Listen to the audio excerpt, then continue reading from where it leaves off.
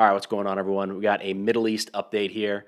I'm fresh off a drill weekend. Just got back last night, so I'm freshly shaven.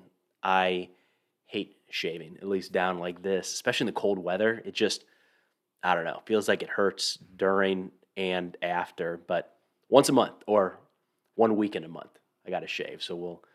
I guess that's fine. So getting into this week's update on the Middle East, just wanted to throw a couple notes out there. First off, I'm heavily focused on the armed conflict pieces that are happening across that part of the world. But that's not the only thing that happens in the Middle East, like far, far from it. So I don't want to give the perception that the only news coming out of Israel and Palestine, for instance, this week are armed clashes where people were killed, or that the only news out of Yemen is a drone attack on the southern coast. There are a ton of other aspects to every one of those countries. This is a very, very small piece, but it's the piece that I tend to spend the most time looking at, researching, and in turn talking about. I'm trying to walk a fine line with these, recognizing that I'm only kind of hitting the tip of the iceberg when it comes to each one of these countries. We're going to spend like 45 seconds on Syria today, right? I'm not trying to omit anything intentionally, but I also know I'm not getting everything in here by a long shot. So if there's something I'm not talking about or I've missed that you feel like should be covered, please let me know. I benefit from that. All the viewers benefit from that. I may not catch it in the comments section. Things kind of get tucked away in there. But my email is on the About page on this YouTube channel. So please, if it's a Telegram channel, a Twitter account, another YouTube channel to watch, an article, whatever it might be, please send it my way. Happy to take a look. I'd appreciate it, in fact. But with that, let's get into it. Middle East updates from November 19th to 25, 2022. All right, we're going to talk about some of the same places we brought up last week, just continue to be in the news. Iran, Iraq, Syria, Turkey, Israel, and Yemen. I specifically broke out Afghanistan, although I've always thought of Afghanistan as like Southeast Asia instead of the Middle East. But anyways, kind of breaking that out into its own individual update rather than tying it in with the broader Middle East. All right, starting in Yemen on November 21st, Houthi forces conducted a drone attack on an oil terminal on the southern coast of the country. Very similar to an attack that happened about a month ago in October. The attack took place as an oil tanker was about to dock and load crude oil, forcing the tanker to leave. This wasn't just one drone, it was a whole wave of attacks. It sounds like all of them except for one were shot down or intercepted by the internationally recognized government of Yemen, the IRG. Worth mentioning, there were no noted casualties and the tanker was not damaged in this attack. Now, Houthi forces have been conducting drone attacks against these southern oil ports for a while now, and they've said that it is an attempt to, quote, defend a sovereign national treasure, end quote, by preventing oil exports and depriving the internationally recognized government of its main source of revenue, which isn't crazy. It makes sense why they would want to do that. The next few are going to kind of flow here. There's a lot of like overlapping news between Turkey, Syria, Iran, and Iraq.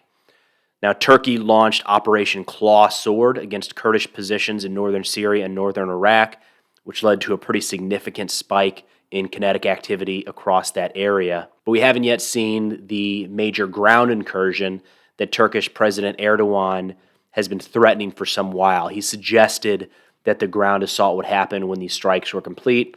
The strikes are ongoing. No clear sign when or if that ground attack will come.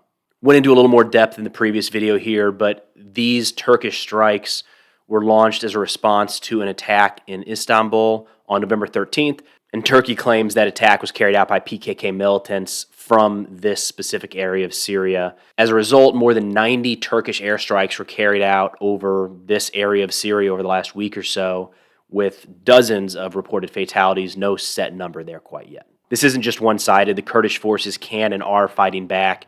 So in retaliation for the launch of Operation Claw Sword, the Liberation Army of Afrin and the YPG shelled Turkish border towns, reportedly killing at least 3 civilians. That's according to Turkey. And as we shift over to another country here, the launch of this Operation Claw Sword saw an increase in Turkish airstrikes, not just in Syria, but against PKK militants in northern Iraq as well. Moving to that country, Iraqi forces and Popular Mobilization Forces, kind of militia-ish type units, targeted Islamic State hideouts in Anbar, Kirkuk, and Diyala. So Anbar is generally the western part of the country, Kirkuk and Diyala, northeast. That's where Iraq is continuing to have issues with Islamic State militants. Additionally, the Iranian IRGC conducted artillery and drone strikes against Kurdish militant groups in Erbil and Kirkuk provinces for the second consecutive week. So again, not necessarily major news, just an uptick in violence kind of directed at the Kurds, not just from Syria, which has been pretty consistent, but from Iran, Iraq, and Turkey now. Moving over to Iran, nationwide demonstrations decreased significantly over the course of the last week, but demonstrations did turn violent in West Azerbaijan province, Sistan, and Baluchistan last week, where police used violence to kind of disperse the demonstrations, reportedly killing at least 13 people, which is a pretty big jump from our last report. I think the number at that point was only 3 or 4. This was pretty big news, or at least it was right at the beginning. I feel like it really died off quickly, but Iranian players on November 21st did not sing their national anthem while they were on the field at the World Cup. That was during the first game. Between the first game and the second game, supposedly some of those players' families were visited that lived in Iran, threatened with things like imprisonment and potentially torture. Anyways, by the time the second game came around, the players were singing the national anthem.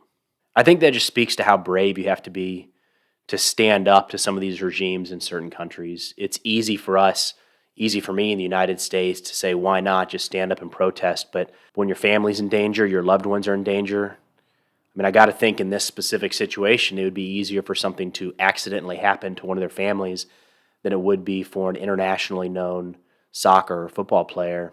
I wonder about that. I wonder about that a lot. If I were in that situation, would I be brave enough? Would I be strong enough to do what we love seeing in others, right? The Iranian demonstrators are getting a lot of support around the world. There's a lot of people rooting for them in what they're trying to achieve.